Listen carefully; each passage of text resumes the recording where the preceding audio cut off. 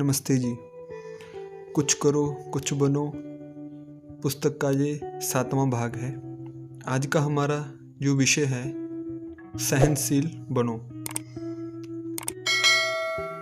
दुख और सुख, मान तथा अपमान, हानि और लाभ एवं स्तुति और निंदा में जो सम रहता है, दुख और संकटों में भी जो हंसता और मुस्कुराता रहता है, ऐसे व्यक्ति को सहनशील कहते हैं।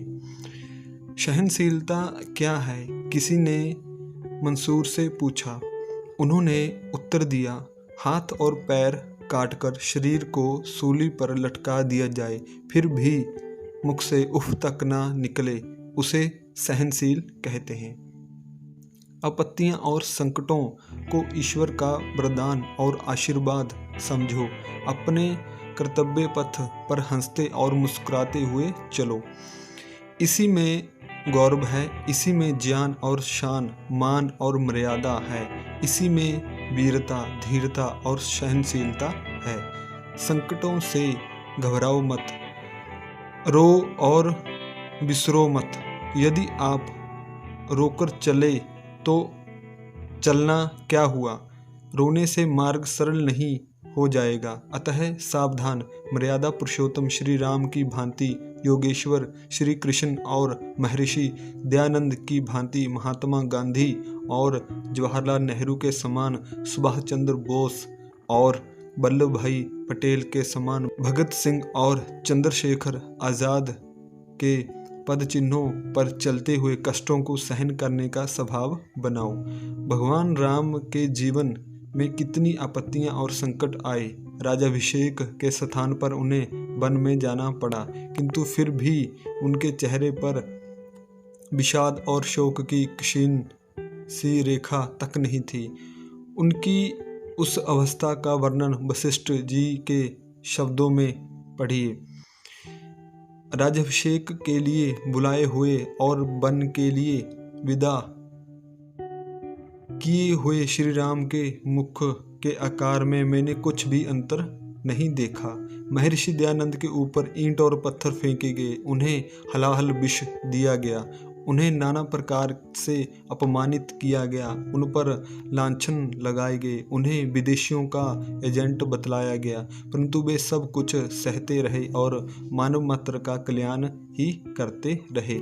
श्री कृष्ण के ऊपर कौन से संकट नहीं आए? उन्होंने कंस के अत्याचार सहे, जरासंध के प्रहार सहे, शिशुपाल के भी दुर्वचन सहे, परंतु फिर भी वे शांत रहे। युवकों, इन जीवनियों से प्रेरणा लो और सहनशील बनो। सहनशीलता की प्रशंसा करते हुए महात्मा विदुर जी कहते हैं, सुंदर वस्त्रधारी सभा को जीत लेता है, अर्थात सभा में आदर और सम्मान पाता है। जिसके पास गौएं होती हैं वह पायस और मिष्ठान को जीत लेता है, जिसके पास गाड़ी होती है वह मार्ग को जीत लेता है, जो सहनशील है वह सब कुछ जीत लेता है। अतः सहनशील बनो।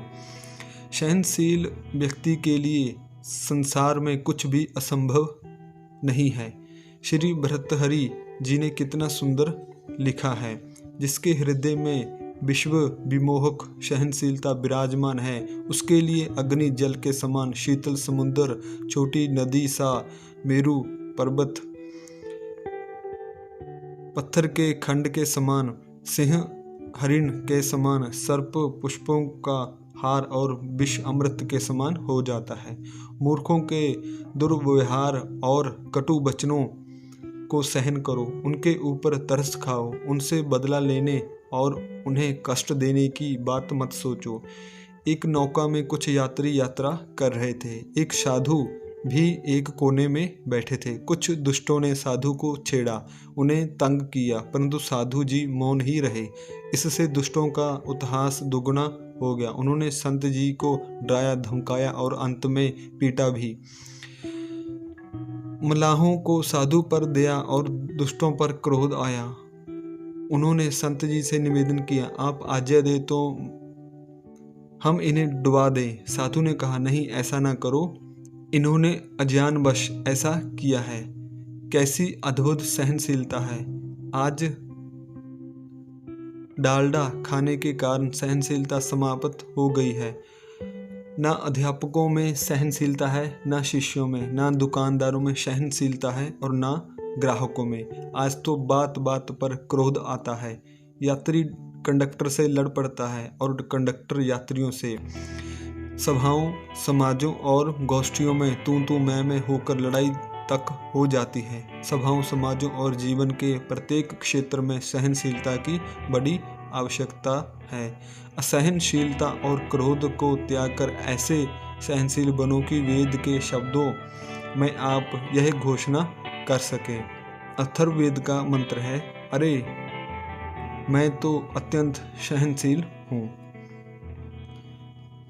तो सहनशीलता के ऊपर आज हमें काफ़ी कुछ सीखने को मिला। आगे के लिए और नई वीडियो के लिए आप इस चैनल को सब्सक्राइब करें और बेल आइकन को प्रेस करें। जो इससे पहले भाग आ चुके हैं उसके लिंक आपको डिस्क्रिप्शन में भी मिल जाएंगे। वीडियो को लाइक करें और कमेंट भी करें। मिलते हैं हम एक नए विषय के साथ। तब तक के लिए नमस्ते जी। ओम।